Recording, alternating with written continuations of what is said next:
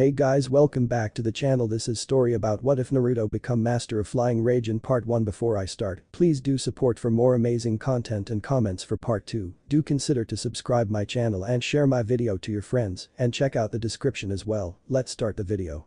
The sun had risen just 20 minutes ago. The merchandise owners just starting to open their stands for the day's sales, wondering what their profit from a day's work would be. People waking up or already awake, getting ready for the day's adventures. Great stone faces being admired by admirers. All seemed quiet within the Hidden Leaf village, one of the 5 great shinobi villages. Not. Wild laughing could be heard coming from down the street in the direction of the Hokage's tower, where one Naruto Uzumaki was running from a group of chunin with paint covering their backs. Naruto was a little shorter than most kids his age, and he wore a bright kill me orange jumpsuit with blue on the shoulders and had bright golden blonde hair.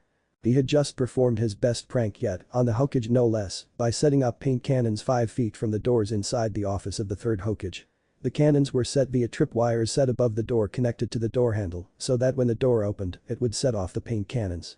The Hokage, realizing what had just happened after seeing himself covered in pink paint, looked around for the culprit. Then he realized that there was laughing coming from the chair behind his desk. The chair turned around and there was Naruto pointing and laughing as hard as he possibly could at the pink paint-covered Hokage, who is probably into his early 70s. Wow. You might as well hand this chair and that hat over to me, old man. I mean, if you can get caught in a simple prank like that. Ha ha ha ha, says the laughing 10-year-old. The 3rd Hokage, here is in Sarutobi, breaths in and yells, Naruto Uzumaki, you are in big trouble. Yikes. Naruto says while he jumps out of the Hokage's chair and out the window, still laughing. After him and bring him back unharmed. The 3rd yells toward the chunin. The chunin within the tower begin chasing after Naruto, wishing they could do some harm to the boy. Some wishing to just kill the boy, believing that he is the 9-tailed fox. The 4th Hokage died sealing inside Naruto 10 years ago, using the Reaper death seal with an 8-sign seal on top. As if haha, says Naruto as he lands after hearing the order given out by the 3rd Hokage. After landing, Naruto runs out the gate leading to and from the Hokage tower. Naruto, knowing he set up a trap in case this happened, jumped just over the tripwire he set up that was connected to even more paint cannons set just under the ceiling of the gate. The chunin, however, missed this little detail, so when one of them ran into the tripwire, it caused the paint cannons to fire at the chunin's backs with an even mix of pink, yellow, and purple. Which just caused Naruto to laugh even harder when he looked back after the paint cannons fired. Which leads us to where we first began. So now Naruto is running away as he always does after pulling a prank, no matter how small. He leads the chunin all over the village, and one by one the chunin begin giving up on the chase. I don't have time for this. I got better things to do than chase a damn demon around all day. Those being just some of the things said as the chunin gave up. Meanwhile, Naruto had eventually lost all the chunin on his tail. The only problem is that Naruto had run into a part of the village he wasn't quite familiar with. By this time it had become noon as was going to start raining, as storm clouds had begun to gather during the chase. Oh man, I need to find out where exactly I am so I can go to Ichiraku's for some ramen, hee. After about 20 minutes, Naruto stumbled across an abandoned property. The property had trees lined on either side of the walkway that was headed toward the house, which seemed a ways more towards the back than it was the front of the property. Naruto, seeing it was about to rain, decided it was best to get under some shelter before getting soaked to the bone. So opening the gate, not noticing the glowing seal once he placed his hand on it to open the gate. Closing the gate behind him, he ran towards the house as it began to rain. Once Naruto was in the house, he closed the door and turned on the light. Surprised that an abandoned house would even have electricity, Naruto decided to search the kitchen for some food. When Naruto heading toward the kitchen, something caught his eye. He looked at the portrait above the fireplace. It was a portrait of his idol, the 4th Hokage, with his arm over the shoulder of a beautiful redhead with dark blue eyes, wearing a white high-collared shirt with a sleeveless dark green dress. The both of them seemed quite happy. Whoa, this is the 4th Hokage's house. Awesome. Wait a sec. What if someone finds out I was here? Oh man, I gotta get out of here. Just as he was about to leave, a loose stone in the fireplace connected to the floor caught his attention. Knowing he should get going, Naruto goes over and removes the stone to find a scroll hidden inside. Naruto knew better than to take something that wasn't his, but for some unexplained reason he just couldn't help himself. Naruto took the scroll and put it in a pocket inside his jacket so no one could see it and it couldn't get wet in the rain. He then quickly turned off the light, ran to the gate, opened, then closed the gate behind himself and began to run toward Ichiraku's as if nothing happened. Not even noticing the letter that was left under the scroll. By the time Naruto got to Ichiraku's, the scroll was all but forgotten for the moment. Hey old man, 2 mizo ramen please, said Naruto when he stepped through the curtains at Ichiraku's. "Sure thing kid, I was just wondering where you were at since you're usually here before now," said Tucci, the head chef and owner of Ichiraku's Ramen. "Oh well I just kinda got caught in the rain you know. Heh," says Naruto, just remembering about how he stumbled across the fourth Hokage's house and scroll. Naruto didn't think it was a good idea letting anyone know what he had found, knowing he could probably get into a lot of trouble if anyone knew just what he now had in his possession. "You mean after that prank you pulled at the Hokage Tower? Wow, I gotta admit Naruto, it was pretty funny hearing that the Hokage was covered in pink paint. Ha. Oh yay, I got some chunin that were chazzing me after that too. Haha." Naruto replied with his large grin plastered on his face. "Haha. I guess the more the merrier, Naruto? Well here you go, eat up."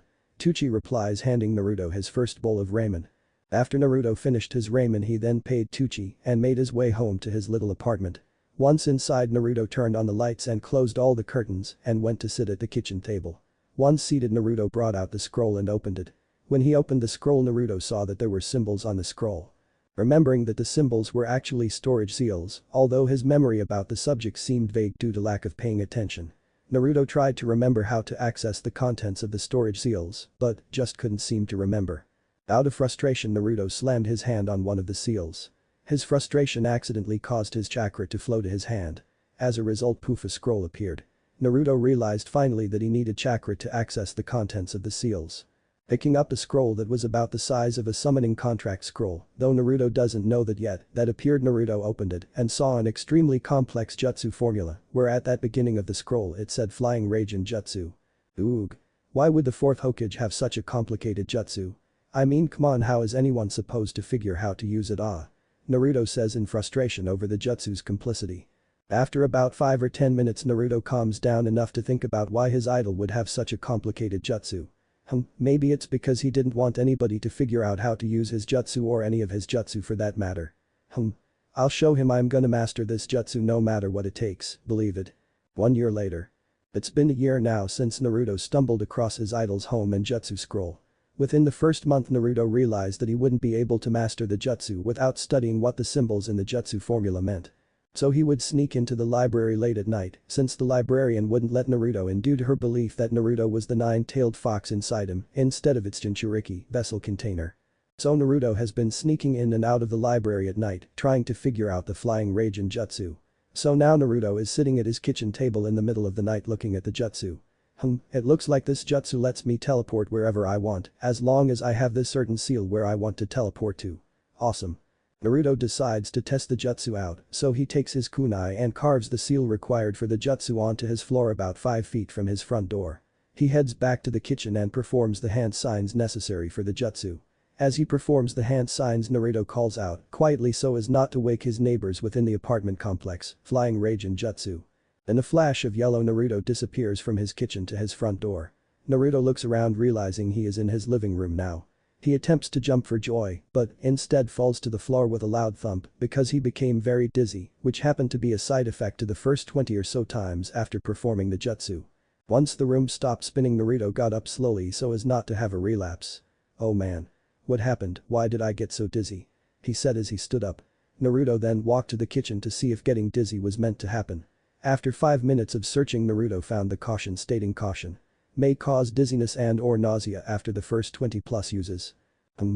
I guess I should have looked at that first before trying out my new jutsu. I just wish I knew why this jutsu would be so useful to the fourth Hokage in the first place. Oh well, I guess that's enough for tonight, now time to get some sleep for the academy tomorrow. And with that, Naruto went to bed with a huge smile on his face for finally mastering one of the fourth Hokage's jutsu. Beep beep beep crash. It was 6:30 the next morning. Naruto woke up with a growl towards the alarm clock he just threw across his bedroom. Oh great, not again. Naruto says as he gets up and heads toward his closet where he has his stash of new alarm clocks. You see, Naruto has a bad habit of waking up and throwing his alarm clocks, so he bought multiple alarm clocks so he wouldn't have to constantly go out and buy a new one with the third Hokage in tow in order to ensure that they don't overcharge him or sell him an already broken one. Naruto always had trouble with having people overcharge him for everything, even if any food items were already spoiled. Eventually the third Hokage found out and it started to die down.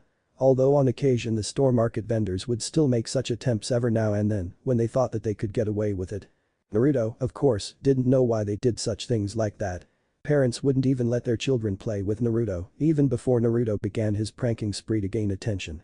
Needless to say that Naruto felt neglected and also began having negative feelings toward the other villagers. Of course Naruto would never show it.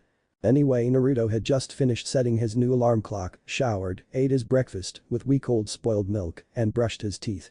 Hee I can't wait to show Iruka-sensei my new jutsu in class today. Wait a minute. If I show off my new jutsu, people will think that I stole the jutsu. Well, I did steal the jutsu. Anyway, if I show off the flying Raijin jutsu, then I could be in big trouble, and there is no way I would be getting away with that. Ugh, this sucks. I was really looking forward to it too. On the way to the academy, Naruto noticed, but ignored, the stares of dislike and hatred directed towards him. Although he was used to it, he still didn't like it. At age 5, Naruto began to really notice the hatred in everyone's stare, and if that wasn't the case, he was treated as if he never existed. It was during one of his talks soon after with the third Hokage that Naruto realized his dream to become Hokage. Flashback. Hey old man. The 5-year-old Naruto asked. What is it, Naruto? Replied the third Hokage. How come everyone bows and is always nice to you? That's a good question, Naruto. It's because I'm the Hokage. What's a Hokage? I assume you know what a ninja is. The third asks. After Naruto nods, he continues. Well, the Hokage is the most powerful ninja in the village. He or she is in charge and protects everyone in the village. The third finishes. Oh, she? Has there ever been a girl Hokage?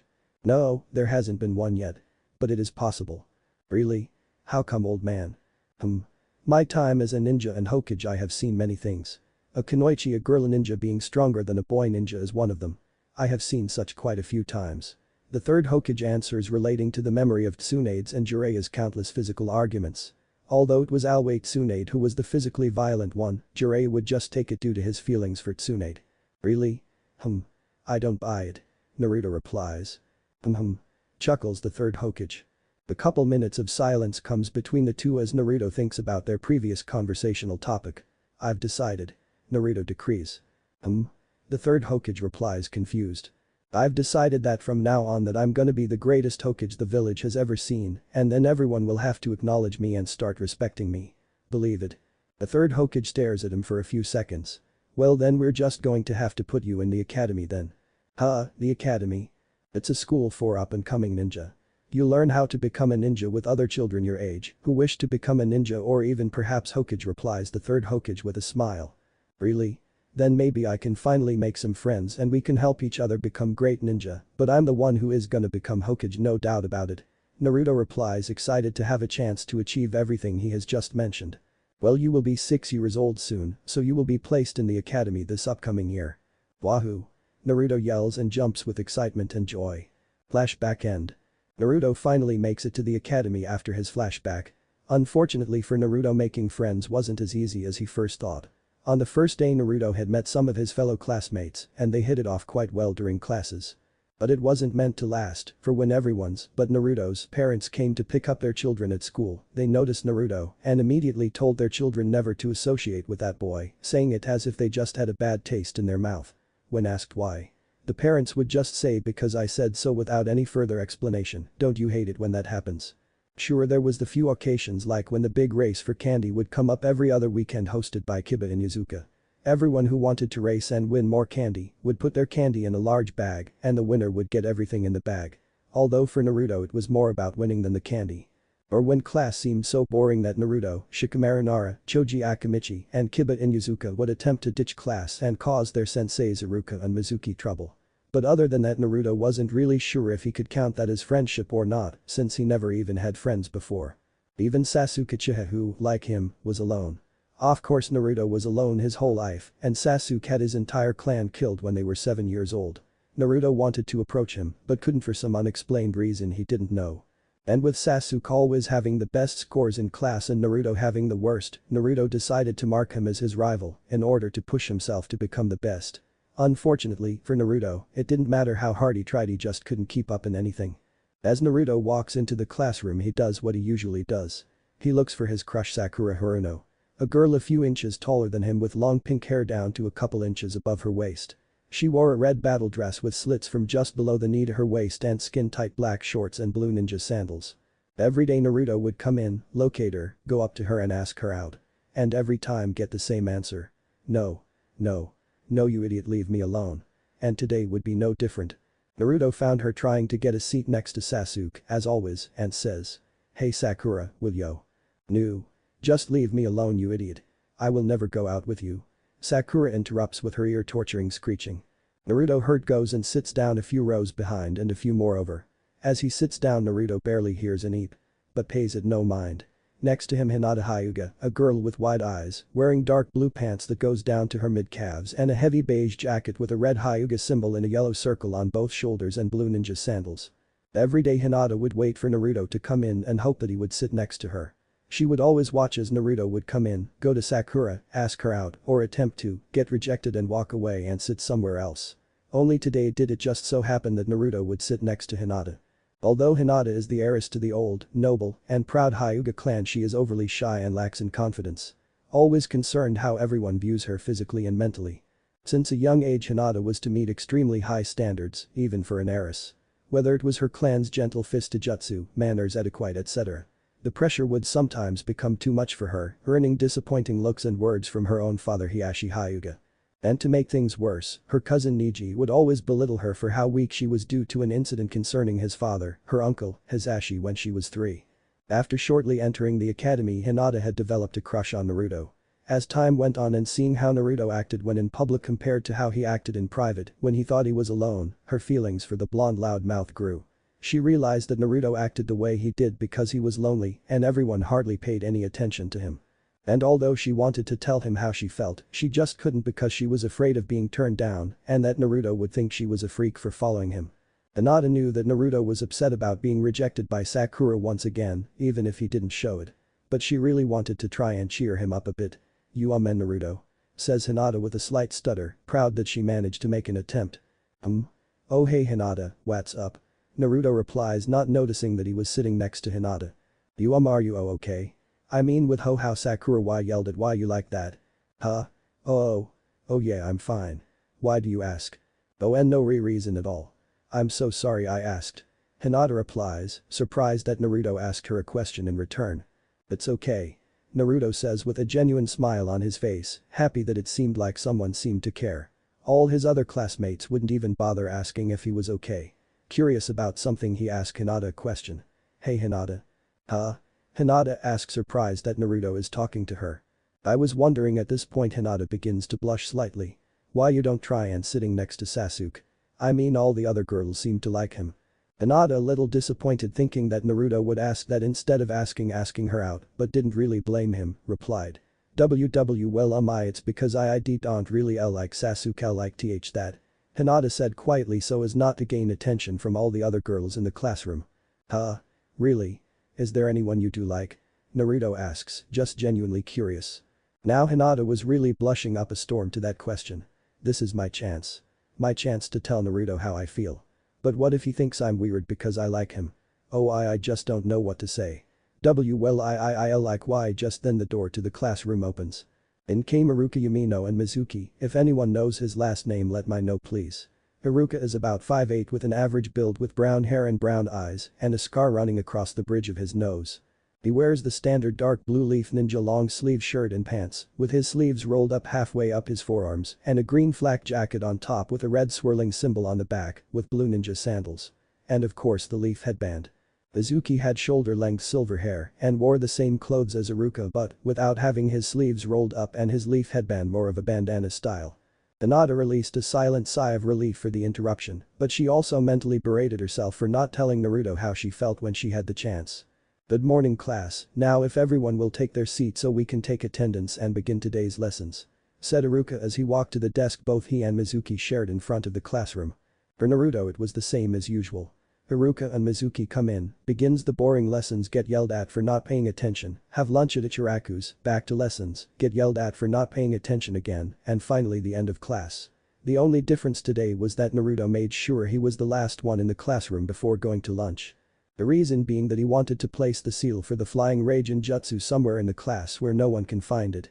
He planned on using it in the morning to get to the academy quickly so he wouldn't have to deal with all the stairs he usually got on the way to and from his apartment. Naruto was going to use it tomorrow before the school opened and see when it was safest to enter via flying Raijin jutsu. The only real problem Naruto saw was being seen using the jutsu after school heading for home. So he would make sure he wasn't followed after school, although he doubted anyone would, but just to be on the safe side he would check before using his jutsu. Once class was over, Naruto headed outside behind the building, secretly followed by Hinata of course, and jumped into the bushiest tree he could find. Once he was confident that no one could see him, he performed the hand signs for the jutsu and disappeared. Once he was home, Naruto fell over from dizziness again. "Oh man, I can't wait till this dizziness thing is over with, I always feel like throwing up hug." Naruto then put up his school supplies and headed off towards Ichiraku's ramen. Naruto considered putting the seal at Ichiraku's, but thought better of it considering its publicity, and he could easily be caught. Meanwhile, Hinata was in shock that Naruto could just disappear like that. Hinata used her Byakugan once Naruto entered the tree, so that Naruto couldn't see her following him. How did Naruto do that? I mean, he has never just disappeared like that before. I'm sure I saw Naruto using hand signs, but I'm not sure if there is a jutsu that would allow someone to just disappear like that. Naruto, just where did you go? Hinata, knowing that Naruto usually stops at Ichiraku's after school before training and then Ichiraku's and then going home, decided to see if it was at Ichiraku's. Sure enough, that's exactly where he was when she found him. Using her Byakugan, Hinata peered inside Ichiraku's to watch Naruto. Naruto doesn't have his school supplies with him. Did he go home after he disappeared? Remembering that she had private gentle fist training with her father today, Hinata headed home.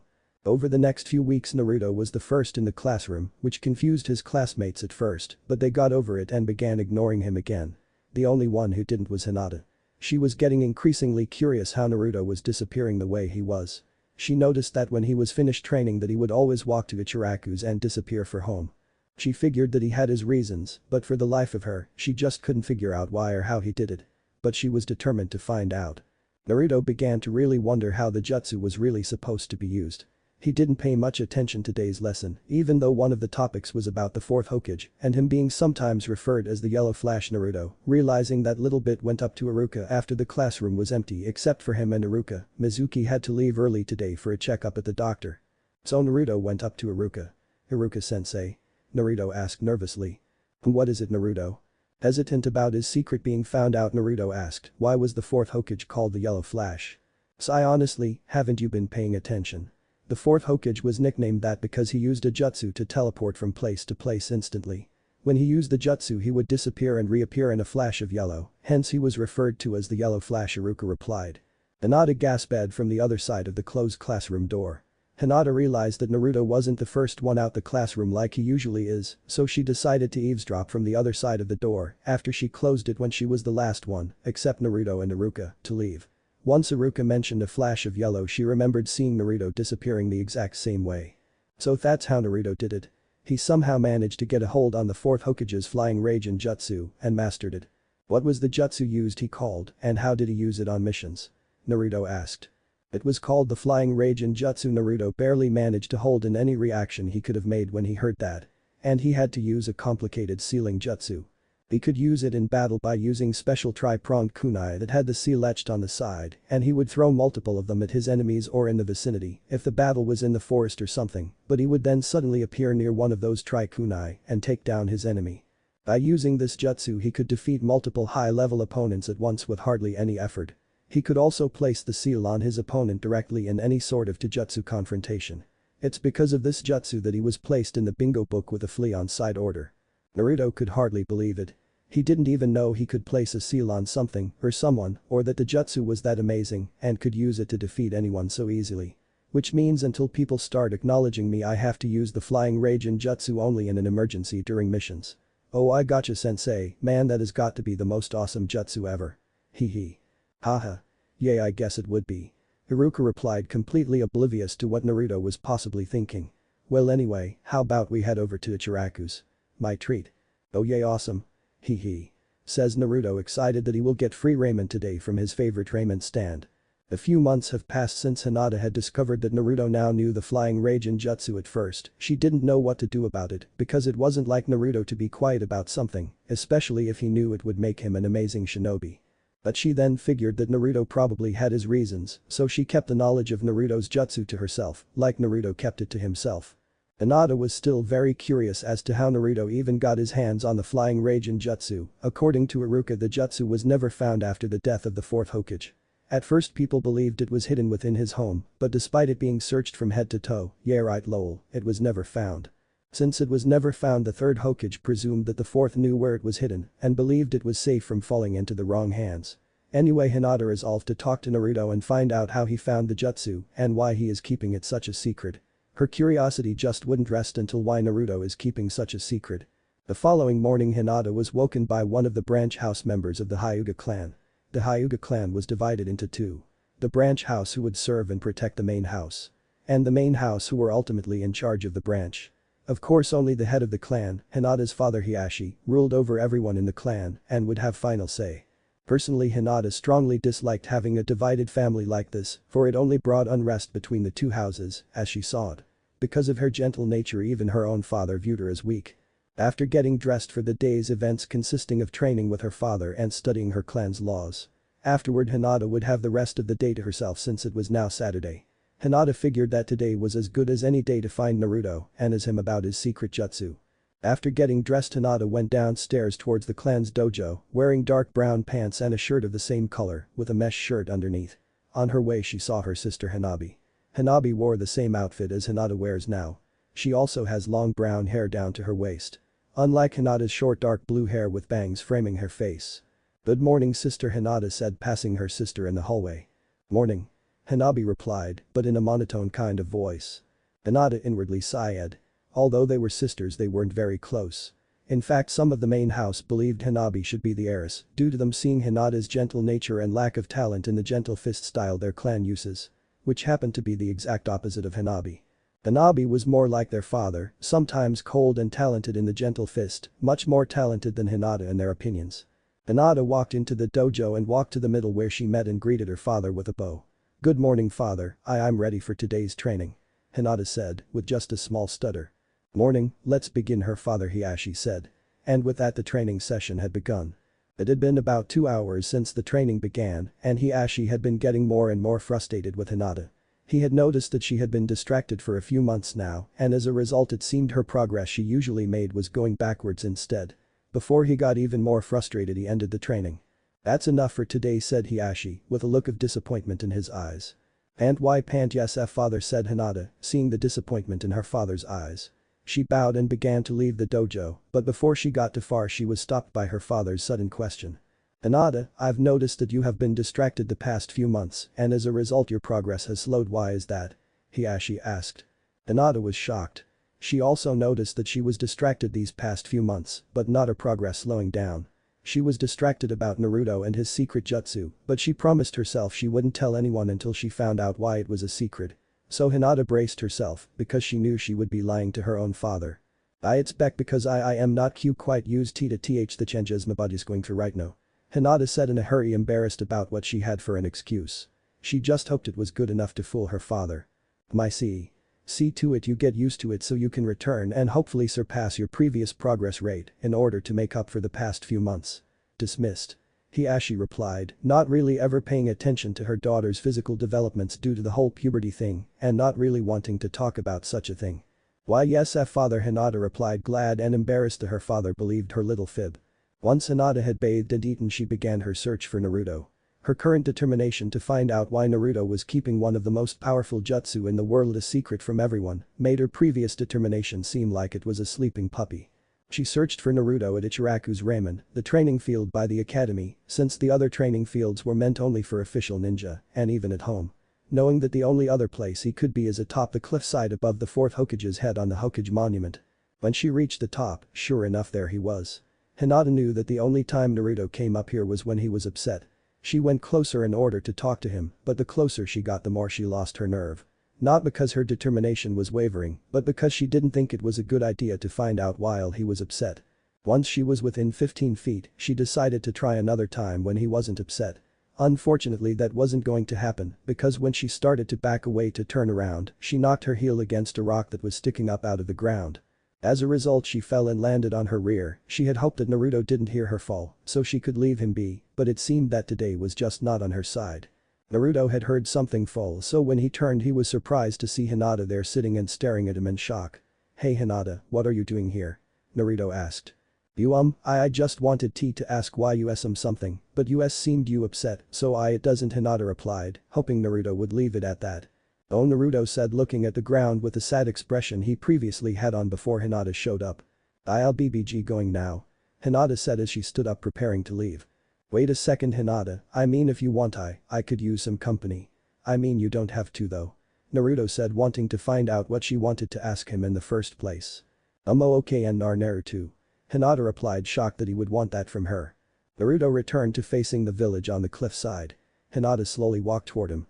She finally stopped and sat down 5 feet from him because she didn't dare get any closer due to her shyness. They sat there in silence for about 10 minutes and Naruto's patience was running out. Unable to take it, Naruto began to ask Hinata what she wanted to know from him, but SOW, why were you upsetty earlier? Hinata asked before Naruto could even open his mouth. Truth be told, she was getting slightly, very slightly, tired of the silence as well. So she decided to ask why he was upset. Surprised, Naruto replied, oh well, I just saw a lot kids about our age with their parents is all. How see come? What about why your parents? Hinata asked. She never saw Naruto's parents, she always thought that they were always away on missions. I don't have any, Naruto whispered. What did why you say? Hinata asked, not hearing what he had said. I said that I don't have any. Naruto replied, loud enough for Hinata to hear him this time. But what about the apartment you live in?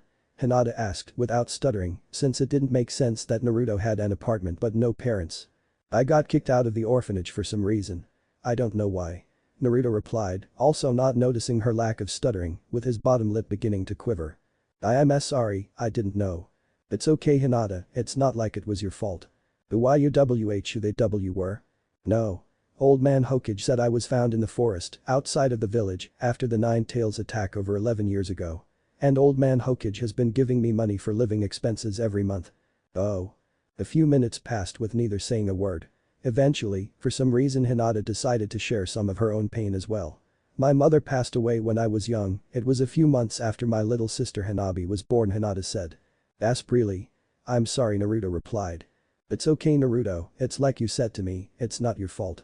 Hinata said, using the same words, sort of, towards him. Yay, I guess you're right. Naruto replied with a small smile. So, do you have a good relationship with your sister? Naruto asked, trying to get to know Hinata a little better. Not really. The same with father, ever since my mother's death he has become more distant and it's like Hanabi has followed him.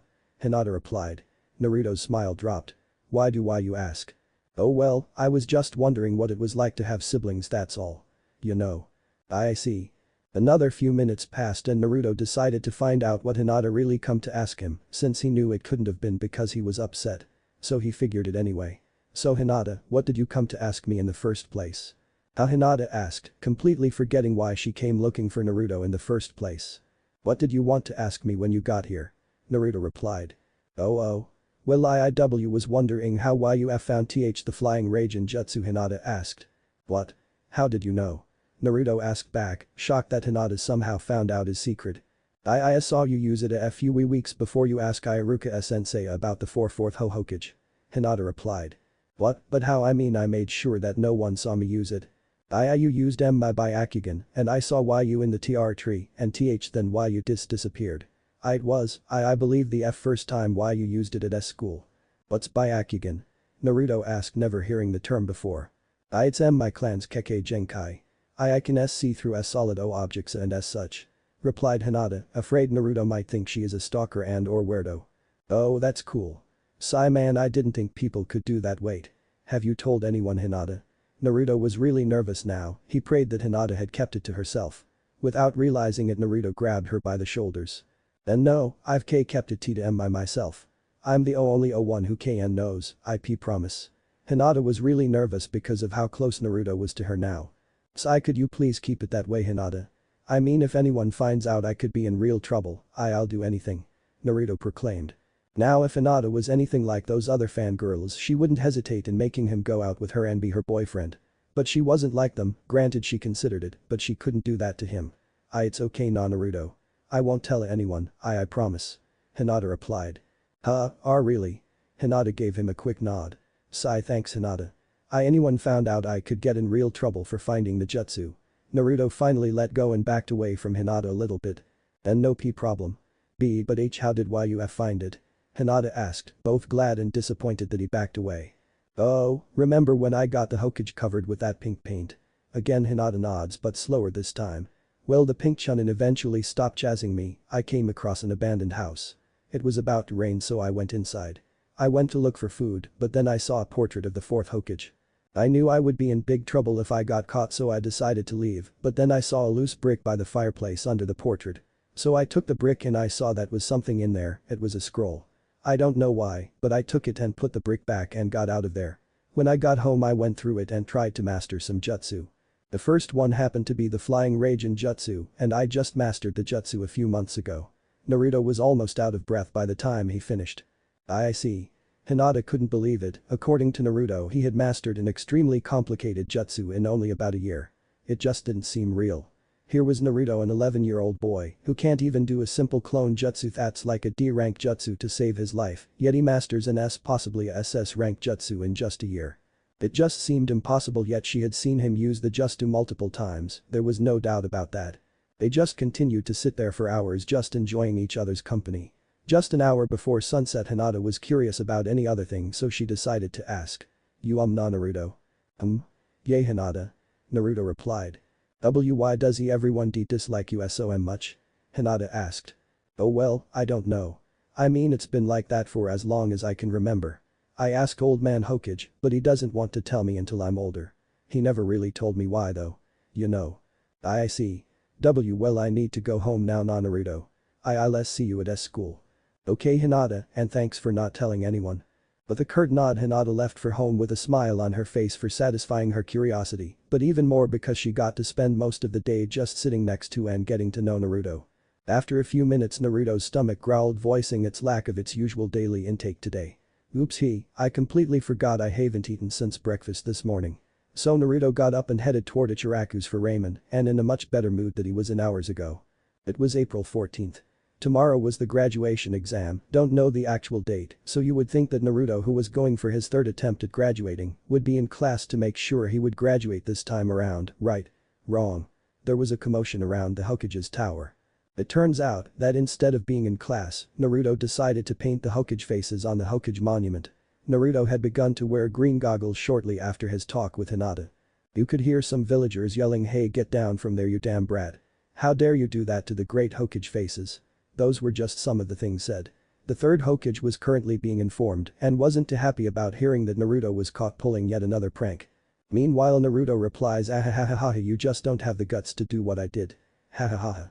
Just then Iruka shows up and uses his big demon head jutsu and yells, "Just what the hell do you think you're doing, Naruto?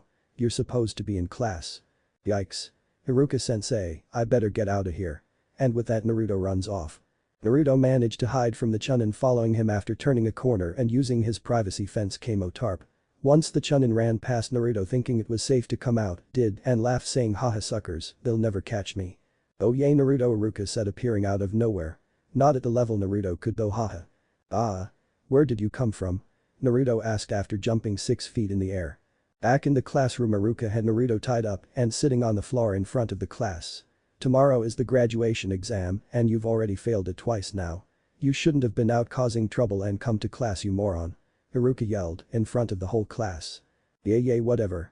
Naruto replied. "Alright Naruto, if that's the way you want it." Iruka then towards the class and announces, "Alright everyone, we're having an exam review on the transformation jutsu, everyone line up and transform perfectly into me." "Oog." The whole class, but Naruto, responded. Once they were lined up Naruto was released from his bindings and took his place in line. "This is a complete waste of time Naruto, I could be taking a nap right now," said Shikamaru. Shikamaru was a lazy boy with black hair, done up in a spiky ponytail like Iruka's, with brown pants, a mesh shirt and a grey short-sleeved jacket with blue circles on both shoulders.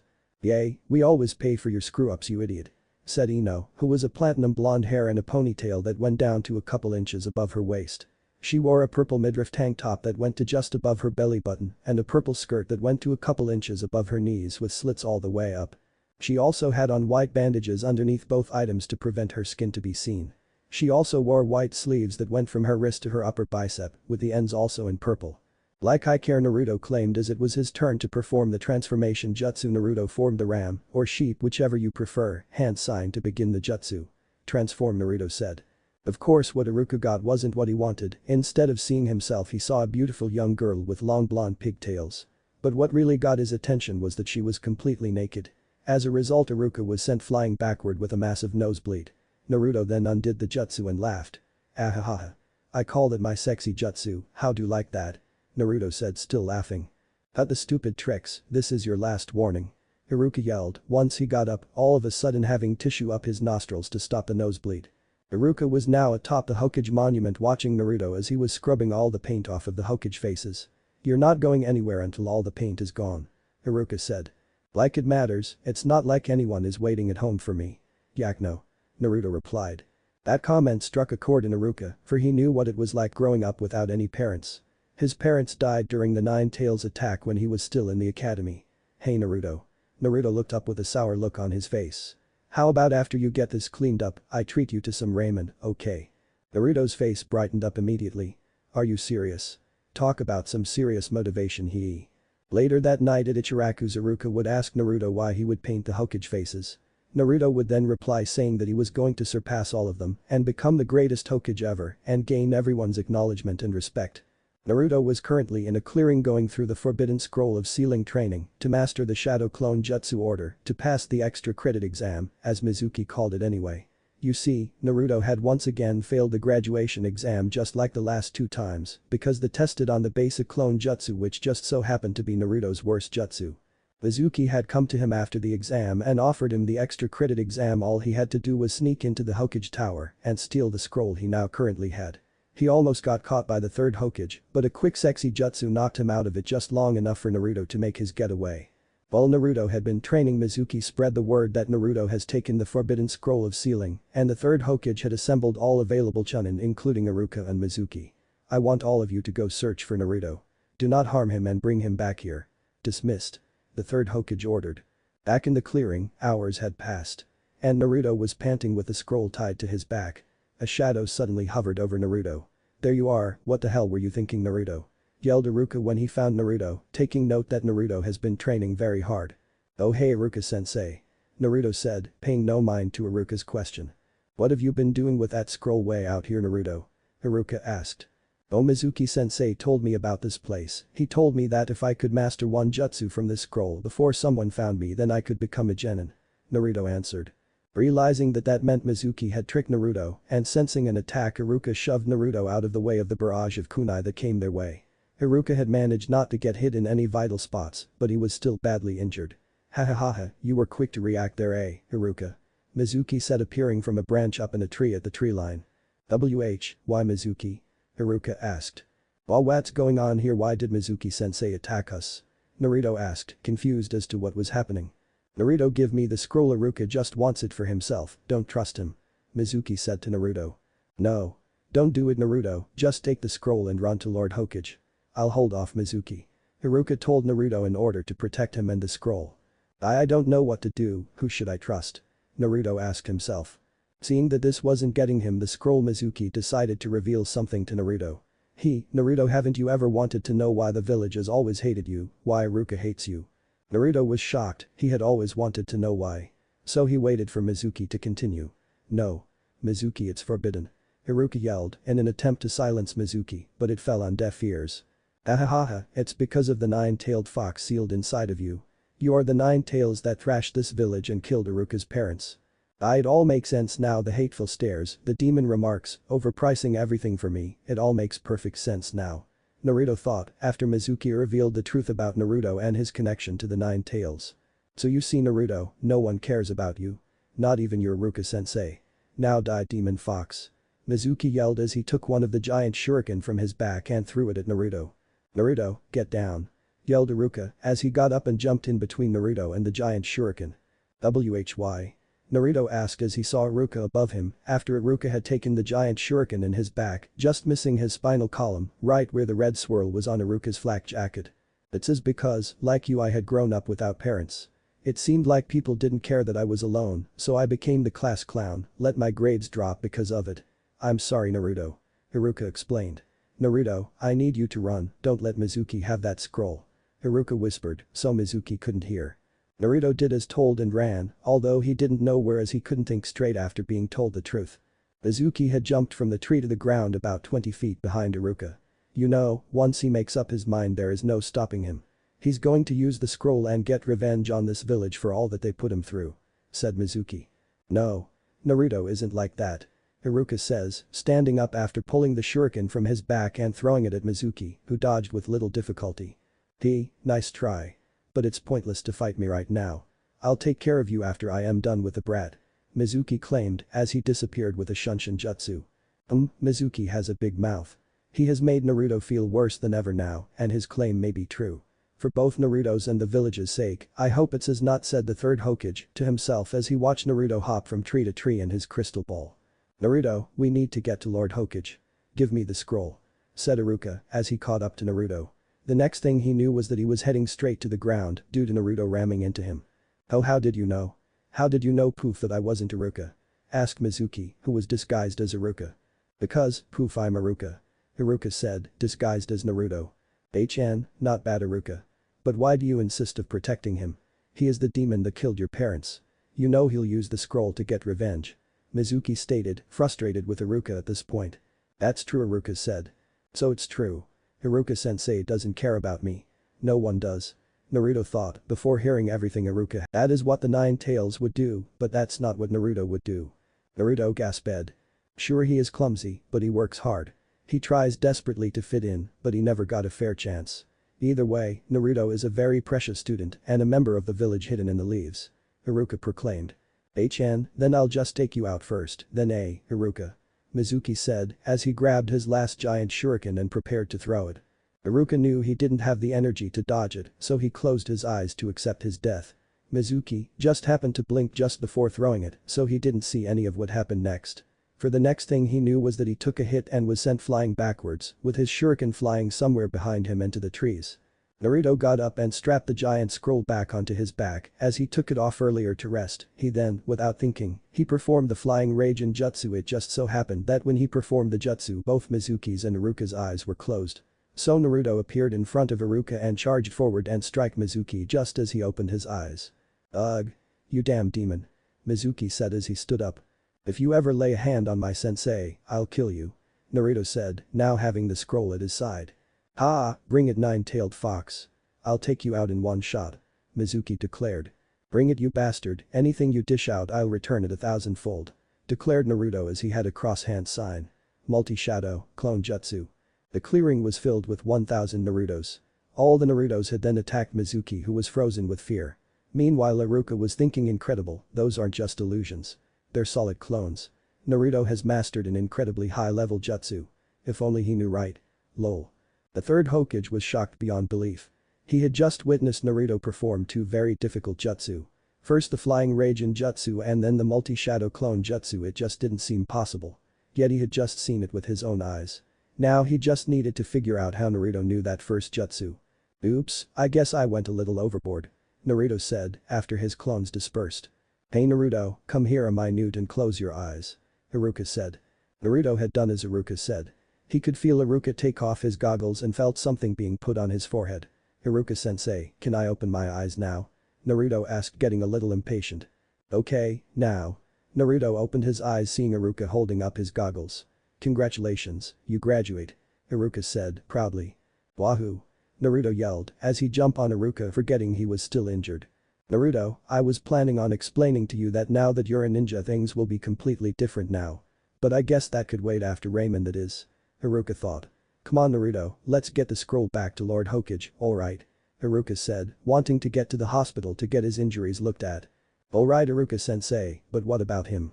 Naruto asked. "We'll take care of the traitor," said an Anbu as the squad of 4 revealed themselves. "Lord Hokage, explain the situation and your location. We just now arrived to take away the traitor to Anbu headquarters," explained the same Anbu with purple hair. "I see, then we'll be on our way with the scroll to Lord Hokage right away," Iruka said. The Anbu just nodded and let them be on their way. Once in the Hokage's office, Iruka began his report of how Mizuki him that the scroll was stolen, how he found out Mizuki was the mastermind behind the theft, and the fight between Mizuki and Naruto, where Naruto used the shadow clone jutsu that led to his decision to promote Naruto to a genin. "I see, very well then you're dismissed. Make sure you go straight to the hospital and get your wounds tended to," the third ordered. "Yes Lord Hokage," Iruka replied as he bowed and proceeded to follow the orders given to him. Once Iruka left, the third Hokage activated the security seals in the office in order for his conversation with Naruto to be only between them. "Now Naruto, how did you come across the fourth Hokage's jutsu?" he asked bluntly. How did you know about that, old man?" Naruto asked, stunned that he was asked such a question. "I saw you perform the jutsu in order to save Iruka. Luckily Mizuki blinked, otherwise I'd be hearing it from Anbu headquarters by now. So I ask you Naruto, how did you learn the flying Raijin jutsu and how did you even come across it in the first place?" "Oh well, I kinda stumbled across the fourth Hokage's house the day I got you in pink paint and it was about to rain. Once I noticed that it was his house, I decided to leave. But then I saw a loose brick in the fireplace and when I moved it, there was a scroll. I don't know why, but I took it and when I saw the jutsu I just became determined to master it. It took me like a year though." Naruto explained. The third knew that the fourth was a master as seals, as well as everyone that searched his home as well as his enemies. So it could stand to reason that the fourth would hide it somewhere a little obvious that wasn't protected by a seal, no one would expect it. Well that explains a lot then. He always was considered a genius.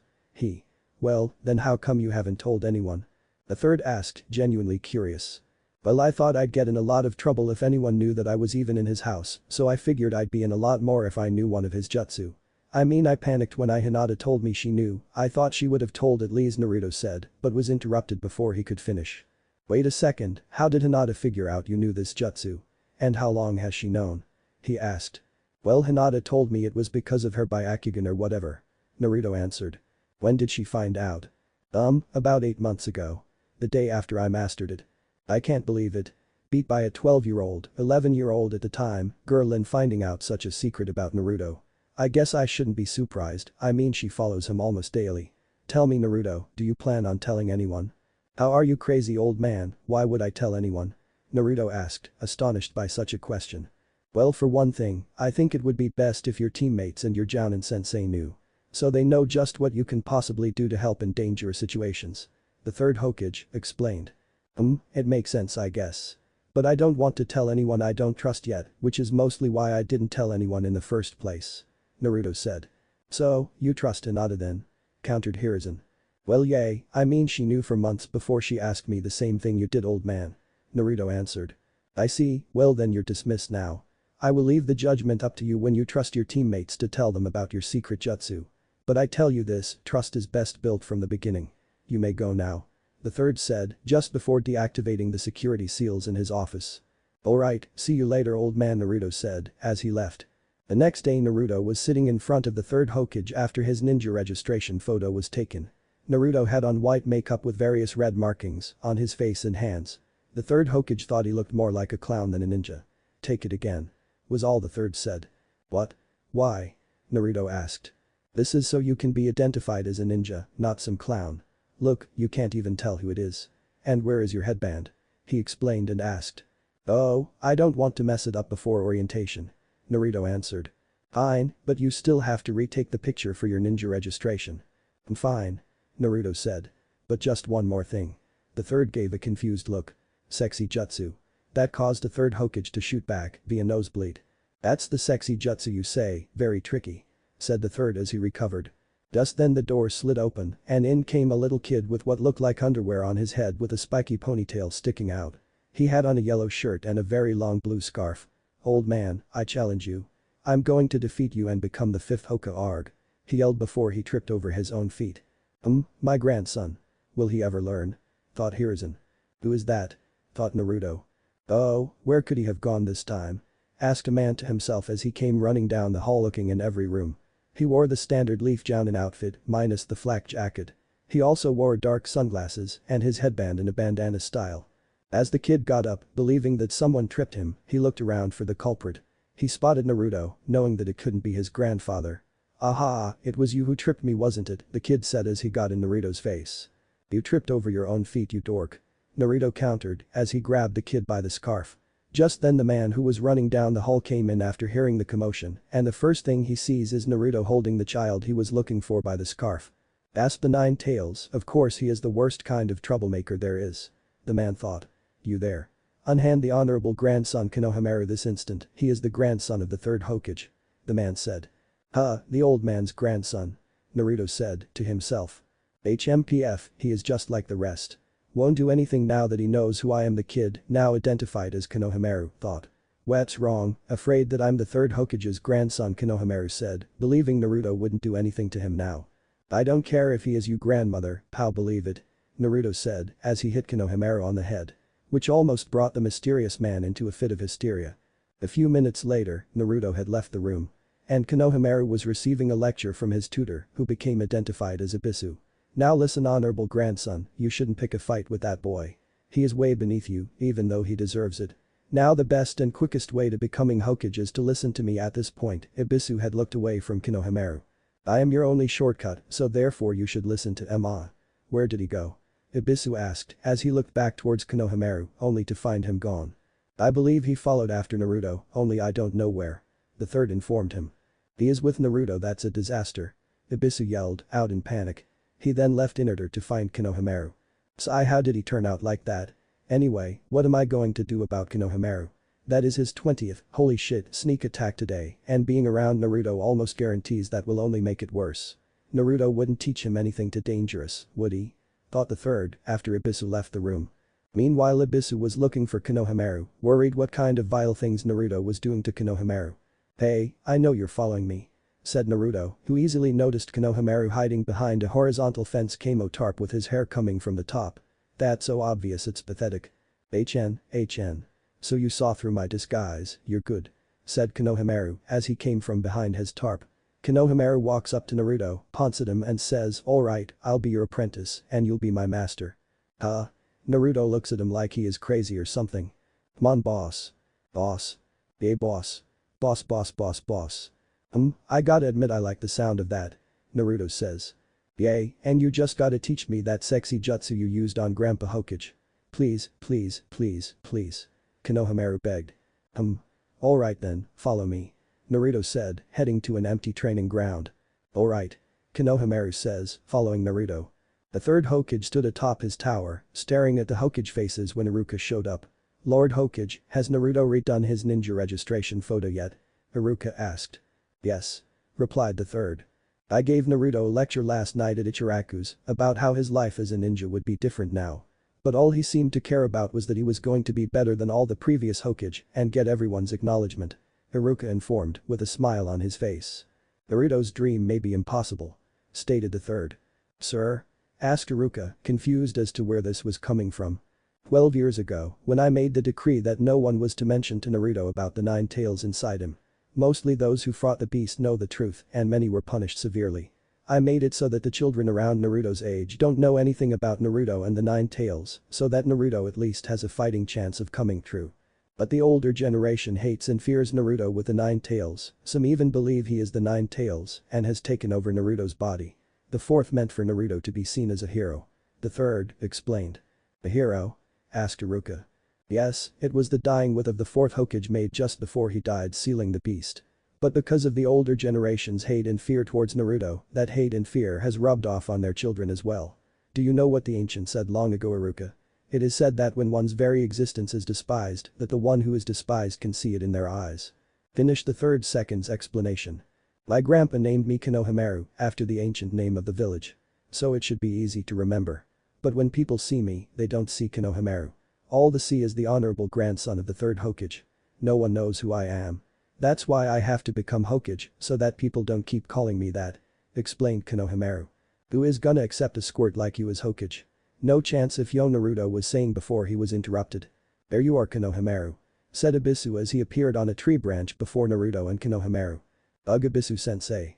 Said Konohamaru, not expecting to see his tutor so soon. Ibisu jumped down and began walking to Konohamaru. Now Konohamaru, come with me now, we must continue your training. No. I'm gonna be Hokage someday and I don't need you. Yelled Konohamaru. Ibisu stopped.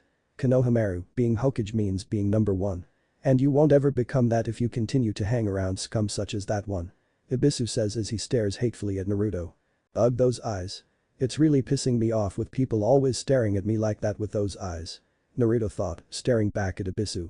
To be Hokage, one must know over 1000 jutsu. You don't even know one jutsu yet, so come with me and let me be your shortcut to being Hokage. Ibisu finished. That comment irked Naruto, since he didn't believe in shortcuts to becoming Hokage. I do too know a jutsu. proclaimed Konohamaru, whose remark surprised Ebisu. Take this. Sexy jutsu. Poof, hi there, like my jutsu? Konohamaru asked, while transformed into a naked young attractive woman. Poof, hey, how come he didn't budge? Asked Konohamaru when he saw that the jutsu didn't affect Ebisu. What kind of scandalous jutsu was that? I am a gentleman, such a jutsu will never work on me. I am far above it. Ebisu loudly proclaimed. As Ebisu began to force Konohamaru away by grabbing his scarf, Naruto was very annoyed that his own creation was insulted like that. So he did what anyone would do. Get payback. Shadow clone jutsu, Naruto yelled as he created 20 shadow clones. Whoa. Proclaimed Konohamaru, never seeing so many clones at one time before. Ebisu stopped once he heard the jutsu being called out. HMPH. So it's true, you can use the shadow clone jutsu, but I'm not a pushover like Mizuki. Ebisu said, walking into the middle of the shadow clones ready to battle Naruto. Transform. Naruto yelled. Once all the poofs of smoke dissipated, there appeared 21 transformed naked female versions of Naruto with pigtails. All of them immediately gathered and latched onto Ebisu. As a result, Ebisu flew back with a massive nosebleed. Poof, ha, take that. Harem jutsu. Naruto said. Once he got his payback. Meanwhile, a certain Hokage has done the same thing. Who recovered a short time later.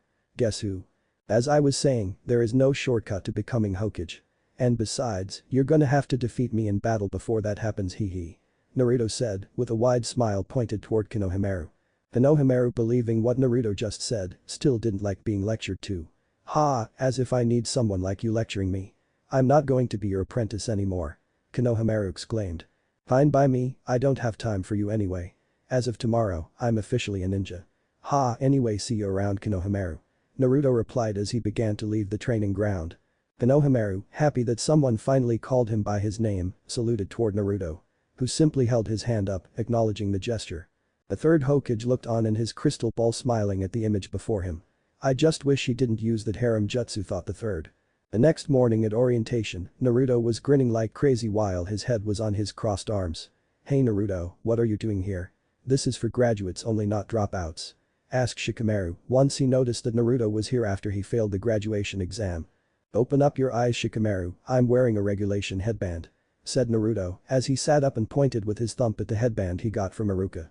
Shikamaru was surprised to see a headband on Naruto's forehead. He knew Naruto failed but thought it was too much a drag to find out how he was here. So he let it be. Just then they heard Ino and Sakura come bursting into the room, arguing about who made it first. Naruto had taken a break from asking Sakura out for a while now. Not that she noticed at all. But Naruto just didn't feel the same about her anymore after that day he got to know Hinata a bit. As far as he knew, she was a lot nicer than Sakura. He, although he is still oblivious to her feelings for him, believes he just might like Hinata now. But he knew that Hinata said that she was from a clan, which practically meant she was like royalty compared to him. So even if she might like him at all, they would have to keep it a secret somehow. But first and foremost, he would have to find out if she was even interested. And he was afraid that she might end up hating him because of the nine-tailed fox within him. So he figured that it would be best if he told her that before getting his hopes up. And if she could somehow see past that, then they would have to keep their relationship a secret, and he already had everything figured out just in case. Although he highly doubted it could come to that, but it was worth a try. Sakura had, in the middle of Naruto's wandering thoughts, had come up to Naruto and "Move it, idiot, I want to sit next to Sasuke." Sakura yelled as she pushed Naruto out of the way. Naruto just got up and moved to a different seat, which nobody seemed to notice except Hinata. Soon after, Iruka entered the classroom and called for the class's attention. Good morning, class, today you're all officially ninja. As of today you will be divided into 3-man squads led by your assigned jounin senseis. Now, let's begin. Iruka began listing squad numbers and the genin assigned to said squads, nobody paying attention till they heard their name called. Eventually Iruka came down to squad 7. Squad 7, Naruto Uzumaki, Sakura Haruno, Sakura groaned. And Sasuke Uchiha. Led by Kakashi Haddock. Sakura cheered and Naruto groaned that he was teamed up with the breeding emo of the class. Meanwhile, Hinata was disappointed that she wasn't on the same squad as Naruto. Bet you thought that Naruto and Hinata were gonna be on the same team, right? Squad 8, Iruka continued. Hinata Hyuga, Kiba Inuzuka, who now had a white puppy on his head named Akamaru, and Shino Aburam. Led by Kurina Yuhi. Squad 9 is still in rotation. Squad 10, Ino Yamanaka, Shikamaru Nara, and Choji Akamichi. Led by Asuma Sarutobi. Well, that's it. Iruka declared as he finished reading off the team assignment list. There were various complaints around the room, mostly involving many girls not being on the same team as Sasuke. Iruka-sensei, why does a great ninja like me have to be on the same team as that boor Sasuke? Naruto asked. Sasuke had the highest scores, so in order to create a balanced team, we had to place the best student with the worst student. That student being you, Naruto. Iruka explained. Just make sure you don't get in my way, loser, said Sasuke. A boy with dark blue hair, with two bangs framing his face and the back looking like a duck's ass. He wore a blue shirt with a white and red fan on the back, tan shorts and sleeves covering his forearms that had blue hems. Meanwhile the Jounin were gathered around in the third second's office looking through the crystal ball on the desk. A few hours later, after the break they had after Iruka named off the team assignments, Naruto was getting frustrated. Ugh. How come our sensei is the only one who isn't here yet? I mean even Iruka-sensei is gone. Naruto asked. So he does what he does best, pull pranks. Naruto grabs chalkboard eraser and places it between the door frame and the door. Naruto, what are you doing? Sakura asks. That's what he get for being late, ha. Naruto replies. Well, I had nothing to do with it if he asks. Oh, I love stuff like this. Inner Sakura yells in Sakura's head. Our sensei is a jounin. Do you honestly think he'll fall for something like that? Sasuke asks, seeming uninterested. Just then the door opens and the eraser falls on the jounin's head. The jounin wore the standard leaf uniform with his headband covering his left eye and metal-plated gloves, and he had gravity-defying silver hair. Ahahaha. I got you good, ahahaha. Naruto said as he laughed. I'm so sorry sensei, I told him not to. I would never do something like that. Yes. Direct hit. Said thought Sakura and Inner Sakura, respectively. This really a jounin? He seemed highly unreliable. Thought Sasuke. The jounin picked up the eraser and said, at first glance, how do I say this? You're a bunch of idiots. That statement caused all three to give him an evil glare. Meet me on the roof. Once they were all on the roof of the academy, the jounin began the first team meeting. I'd like you all to introduce yourselves. Introduce ourselves? Asked Sakura. How are we supposed to do that? Well, say your name, things you like, things you hate, hobbies, and dreams for the future. Stated the jounin. How about you show us how it's done? Asked Naruto. Me? Well. My name is Kakashi Haddock. Things I like and things I hate, I don't feel like telling you those. As for hobbies, I have lots of hobbies. Dreams for the future, I never really thought about it.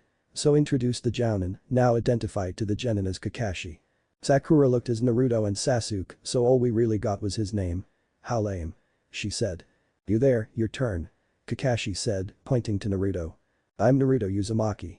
I like instant ramen and ramen from Ichiraku's ramen. I hate the 3-minute wait after you pour the water into the instant ramen. My hobbies are training. My dream is to become the greatest Hokage. That way everyone will have to start respecting me and treating me like I'm somebody. Said Naruto as he introduced himself. Has grown in a very interesting way. Kakashi thought. Okay, you next. He said pointing to Sakura. Oh, me? I'm Sakura Haruno. I mean the person I like is, glances at Sasuke.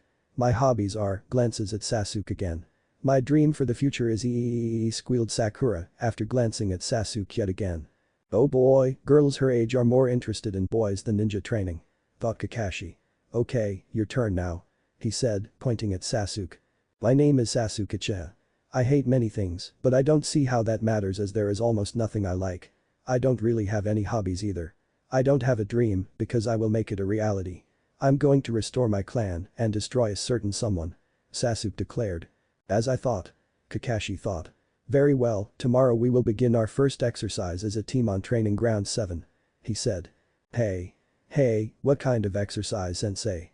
Asked Naruto. HN, chuckled Kakashi. What's so funny? That was a normal question. Sakura said. It's funny, because if I told you you're not going to like it. Kakashi explained.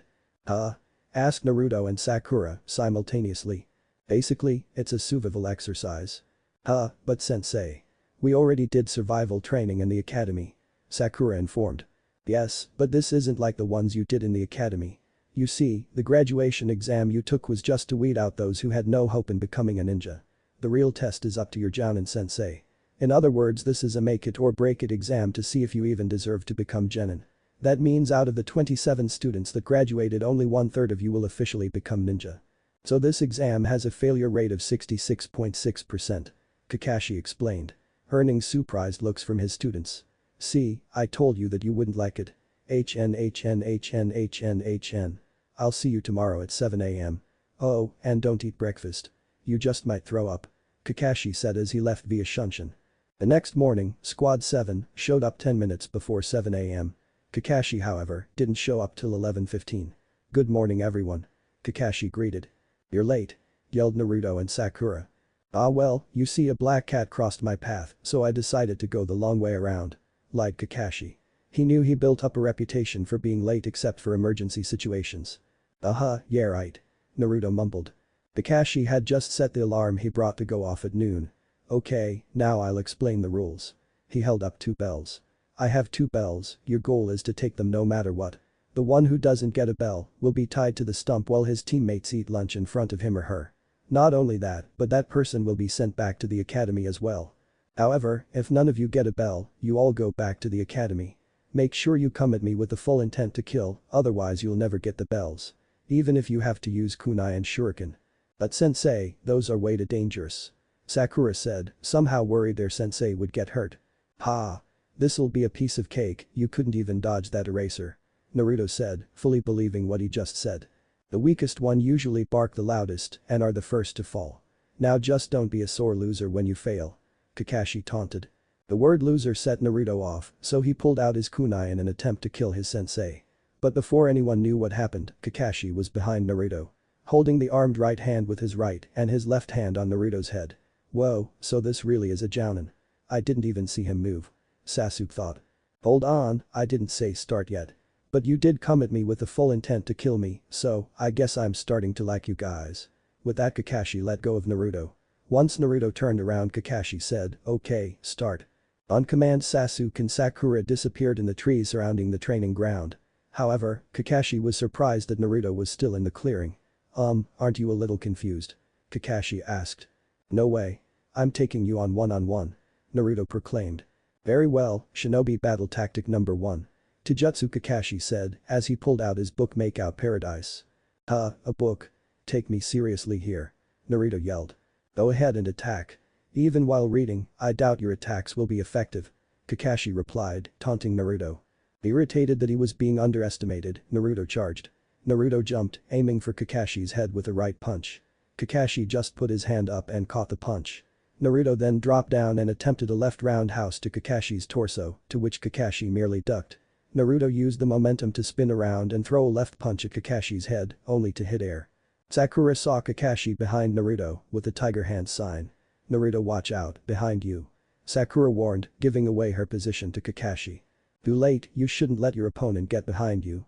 Leaf-style secret finger jutsu. 1000 years of death. Kakashi warned. The result was Naruto sent flying by a finger poke to the ass, and he went flying into the river flowing through the training ground. Splash. Kakashi resumed reading his book. He doesn't let down his guard for a second, even against a fool like Naruto. Sasuke thought, waiting for an opening to strike at. I'm gonna get those bells no matter what. Thought Naruto as he threw 2 shuriken at Kakashi from in the water. Kakashi just simply caught them as if they were toys. Splash. 7 Narutos came from the river and started charging Kakashi. 7 Narutos. Wait, those are solid clones.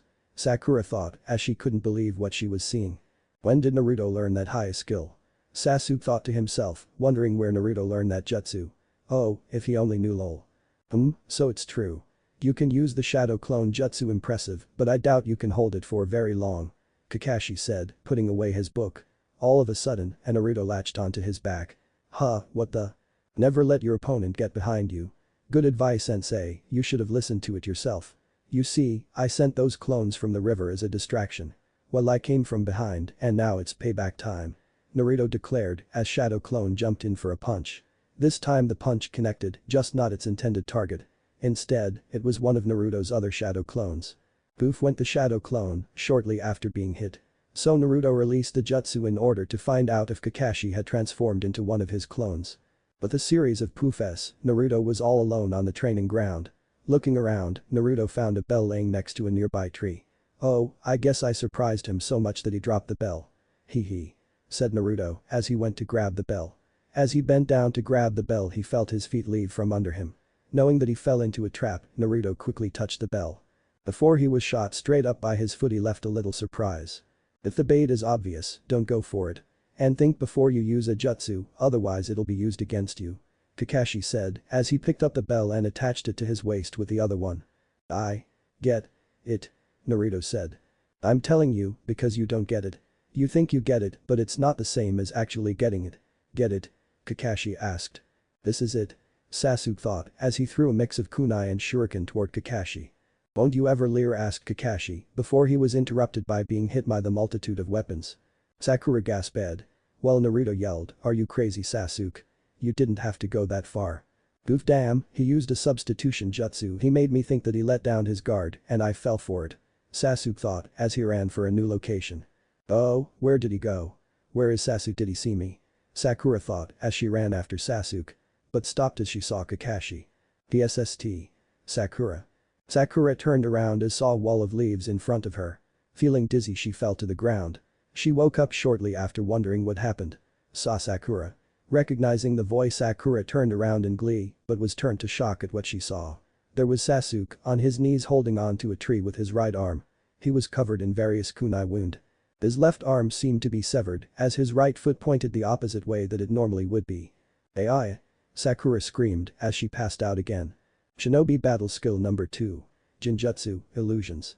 Maybe I went too far with that, oh well. She just has to see past those things. Kakashi said as he went to look for Sasuke. HN. That was Sakura. Jinjutsu. Sasuke said, believing that Sakura could only have screamed due to what she saw in the Jinjutsu. It's just simple mind control. Well, I'm different from the other two. You won't get me so easily. Stated Sasuke, knowing Kakashi was right behind him. Hup. Okay, I'm finally down from that second trap. Said Naruto after he was caught in the same trap after escaping the first. Now, I should sense everyone in like a 10 feet radius of that sea light placed on that bell. And he did. He could tell that Kakashi was in the middle of fighting Sasuke. Sweet. Now I just gotta wait till sensei is done with Sasuke and get me that bell. Said Naruto as he hid himself in the trees and wait for his time to strike. Say that after you get a bell. My Sasuke, HN. Taunted Kakashi. Sasuke started out with throwing 3 kunai at Kakashi. Kakashi easily avoided them. There is no point in using normal attacks. Kakashi thought as Sasuke threw a kunai at a rope. Setting off the trap he had laid for this situation. A trap. Kakashi thought as he dodged the kunai and shuriken embedding themselves into a tree. Sasuke suddenly appeared behind Kakashi with a reverse roundhouse with his left leg. Kakashi turned to block the kick with his left arm, he then grabbed Sasuke's leg with his right hand. Sasuke then threw a right punch, only to be caught by Kakashi's left hand. Sasuke then turned himself to where he was now upside down. Sasuke the kick downward with his right leg. Kakashi countered by blocking with his left arm while still holding on to Sasuke's hand and leg. Sasuke then made an attempt to grab a bell. Kakashi noticed this and immediately backed away, but not before Sasuke could touch one. Sasuke then started some hand signs. Fire style. Fireball jutsu. What? Genin can't use fire jutsu, it takes too much chakra. Kakashi thought as Sasuke fired off the jutsu to where Kakashi was standing. Once the fire cleared, there was only a scorched marked pit. Where did he go? Sasuke thought to himself. Earth style. Headhunter jutsu. Kakashi said as he pulled Sasuke down. Only Sasuke's head remained above ground. I'll admit you are different from the others. But different isn't always better. They say the nail that sticks out is the one that gets hammered down. Oh well, have fun digging yourself out. Haha. Kakashi said as he headed back to where they all started. Shortly after Kakashi left, Sakura came running out of the trees and came to a complete stop when she saw Sasuke. Sakura? Sasuke asked. AHH. Sasuke's head by itself and it's talking. Sakura screamed, then fainted. A few minutes later Sakura woke to find Sasuke above her, having dug himself out. Sasuke. Sakura yelled for joy when she latched onto him. Ugh, get off. Sasuke said and Sakura obeyed. I got to get me one of those bells. Sasuke said as he stood up. Sasuke, you're still trying to get one of the bells? Asked Sakura. I touched one earlier. Really? That's amazing, Sasuke. Unbelievable.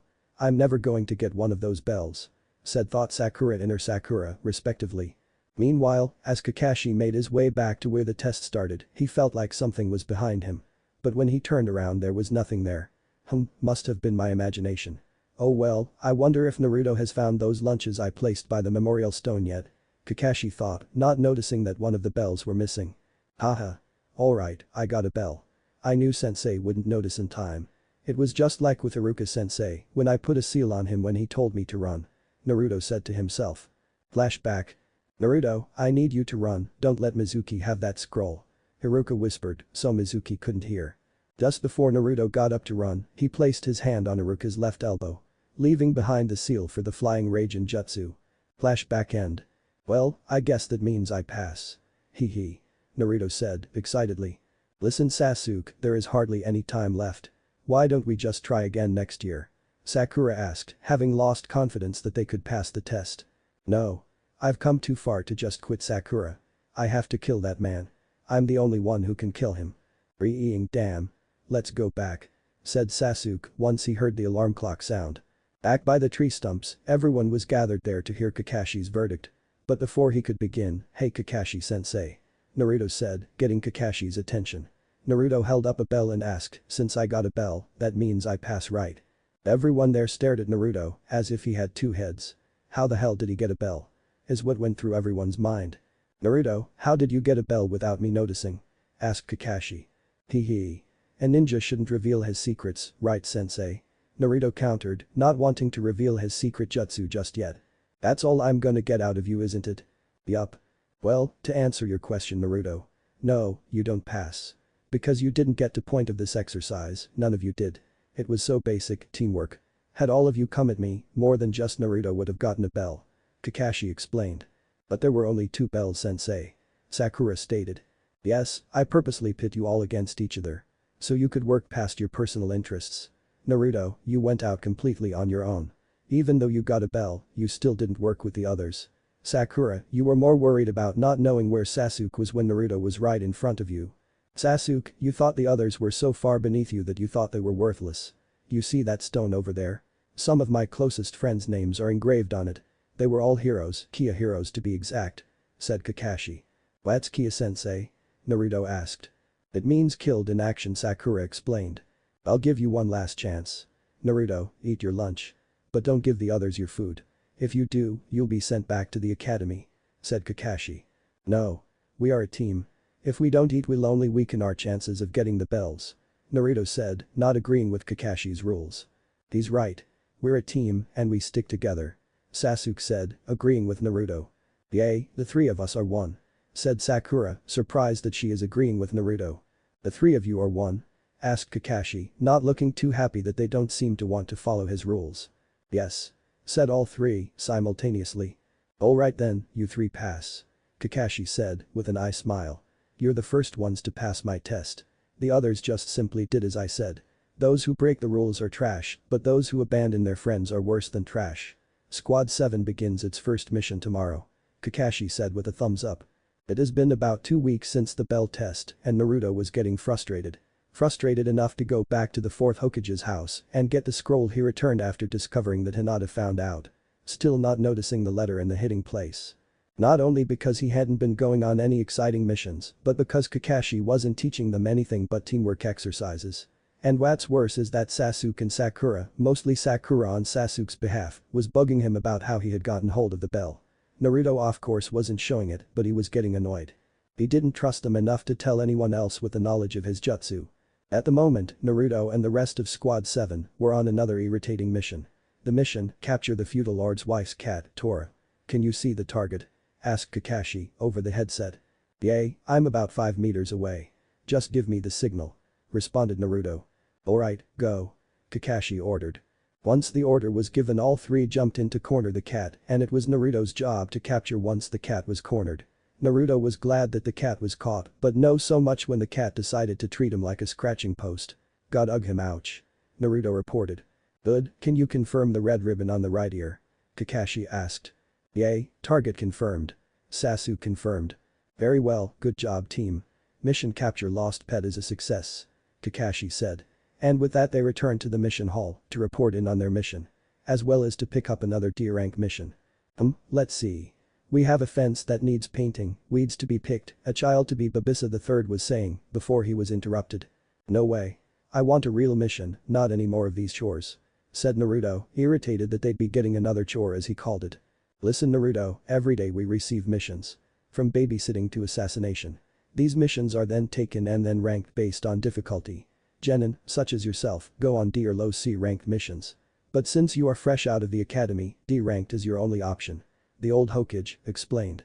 Oh come on old man, I'm not the same little kid that used to play pranks anymore. I want a real mission. Naruto responded, crossing his arms. Naruto, you can't just call the Lord Hokage old man, it's disrespectful. Besides, Lord Hokage is right. You're fresh out of the academy, you need more experience before you can take on a C-ranked mission. Scolded Iruka, who was sitting next to the third Hokage. It's alright Iruka. Naruto wants to prove that he is no longer a brat but a former brat. Said Hiruzen to Iruka. I'm gonna be hearing about this later. It's a shame, but a C-ranked mission would be a good chance to see how Naruto got the bell. Kakashi thought. So be it. Relented the third Hokage. HN. Responded Squad 7. Please send in the client that Squad 7 will be protecting. Ordered the third. In walked an old man of about 59. Wearing glasses, a dark gray V-neck shirt and khaki-colored pants, a towel around his neck and a pointed hat. He came and slouched against the doorframe with a bottle of alcohol. What, are these the idiots that are supposed to protect me? They don't look like much. Especially the short one with the funny face. Commented the man. Growled Naruto, knowing that the man was talking about him. But did nothing in retaliation. Izuna, I assure you that they are more than capable of protecting you from any bandits. Said the third Hokage. Also, I'm a Jounin. You'll be perfectly safe with us. Said Kakashi, adding in his 2 cents. Alright then, I plan on leaving soon. And I expect you to protect me, even if it costs you your lives. Replied Tazuna. Very well, team, we'll meet in 2 hours at the front gate of the village. Said Kakashi, leaving via Shunshin. Squad 7 has left the gate about 3 hours ago. Tired of the silence, Sakura decided to find out more about their client. So Tazuna, where are you from and what do you do exactly? I'm from the land of waves and am a master bridge builder. Tsuna answered. Kakashi-sensei, there are ninja in the land of waves aren't there? Sakura asked, wondering why their village was being hired. Kakashi looked up from reading his book. Atlas they thought he was reading, instead he was trying to figure out how Naruto got the bell. It was driving him crazy. No. The land of waves has natural protection from the sea, so they don't really see a need for a military. Kakashi went on to explain about the 5 great nations, their villages and their cages. A few minutes passed by and Kakashi noticed a puddle on the ground. Once they passed, 2 figures came from the puddle and attacked. One jumped and wrapped the chain, connecting the 2 around Kakashi. One down. Said the ninja, with 2 horns on his headband. The chain then tightened, everyone froze at what was happening. The chain then ripped through Kakashi, leaving him in pieces. The 2 ninja then raced toward Naruto in an attempt to do the same. 2 down, said the same ninja. Sasuke jumped in the air and threw a shuriken at the chain before it could be wrapped around Naruto. The force of the thrown shuriken embedded into the tree with the chain. Sasuke then threw a kunai at the middle of the shuriken in order to keep the 2 ninja from using the chain any further as a weapon. I can't get loose. Said the ninja, with 1 horn on his headband. Sasuke landed on their restrained arms, placing a hand on either. He kicked both ninja in the face. Using this opportunity, they broke off their connection with the chain. Once loose, the 2-horned ninja resumed his attack on Naruto. While the other went after Tazuna. As the ninja closed in on Tazuna, Sakura put herself in the way. Stay back. Sakura said, pulling out a kunai for defense. Sasuke then moved in front of Sakura, not believing that she could handle the incoming ninja. Gasped Sasuke, asked Sakura, surprised to see him appear before her. Just then Kakashi appeared, suddenly having both ninja unconscious in his arms. Show off. Thought Sasuke. Kakashi-sensei. Thought Naruto and Sakura. Looking over to where they saw Kakashi killed was a pile of a shredded log. He used a substitution jutsu. They thought. We're saved. Thought Tazuna. Good job Sasuke, you too Sakura. Sorry I didn't show up earlier Naruto, I didn't think you'd freeze up like that. Kakashi said as he began tying the 2 ninja to a tree. But at least you didn't get hurt by the looks of it. Ugh. Why? Sasuke didn't even flinch, like he's done this 1,000 times. Even Sakura wasn't scared. Why was I the only one that froze? Thought Naruto, frustrated that he froze in his first real fight. Hey. You're not hurt are you, scaredy cat? Taunted Sasuke. GGGRRRRR you leak those words Sasuke, believe it. Countered Naruto, wanting to fight Sasuke now. But he knew the mission took priority right now. These 2 are known as the Demon Brothers, they are rogue chunin of the Mist Village. They continue fighting for as long as they're able, which makes them somewhat formidable. Kakashi informed, silently impressed that Naruto didn't try attacking Sasuke for that taunt. Why did you let the genin handle them then, if you were still alive? Asked Azuna. I had to find out who their target was. If it was a grudge between villages or if they were hired to take out our client. Kakashi replied. How did you know we were going to attack? Asked a ninja with one horn. The puddle on a sunny day when it hasn't rained in weeks. Sounds pretty conspicuous, don't you think? Explained Kakashi. Anyway Tazuna, we need to talk. Azuna gulped. How come? He asked. You didn't say that there would be ninja after you. The mission was simply to protect you from bandits. This has now become at least a B rank, which would be out of bounds for this team. I'm sure you have your reasons for lying to us, but there isn't much we can do. Kakashi explained. This mission is too much for simple genin like us. I mean, Naruto can't handle it. He froze on his first serious mission. We should go back. Said Sakura, scared of running into more ninja. Kakashi looks at Naruto. Knowing that Sakura was right but wanting a chance to find out Naruto's secret, decided to make it seem as if he was agreeing with Sakura. Sakura does have a point. I guess we'll have to go back to the village. Kakashi said. DGGRRR, so what? I messed up, it doesn't mean I'll do it again. I'll protect that old bridge builder with my life, I swear it. Stated Naruto, wanting to continue with the mission. Alright, we'll take Tazuna to the border. We'll get on the boat provided for us to enter the land of waves, then he will give us his explanation for his deceit before I make the final decision when we hit land. Let's go. Ordered Kakashi. Once at the border, they met with a friend of Tazuna's. They were almost to the bridge when, so Tazuna, care to explain? Asked Kakashi. Yay, you're right first of all. This mission is out faux bounds, for those genin anyway. About a year ago, a very wealthy man came and took over all our shipping businesses. You've at least heard of him, his name is Gatu. Tazuna said, beginning his explanation. You mean Gatu, the shipping magnate Kakashi asked. He is one of the wealthiest men in the world. Yes, that's him. On the surface he is a successful businessman, but beneath all that, he sells drugs and contraband. He is like a plague to our country, he won't stop until we're dead. The only hope we have is to build this bridge that connects us to the mainland. Tazuna confirmed. But that doesn't explain why you lied. Kakashi stated. Because of Gatu, everyone is poor. Even the feudal lord doesn't have any money. If this bridge is completed, then life will return to this land. Tazuna finished.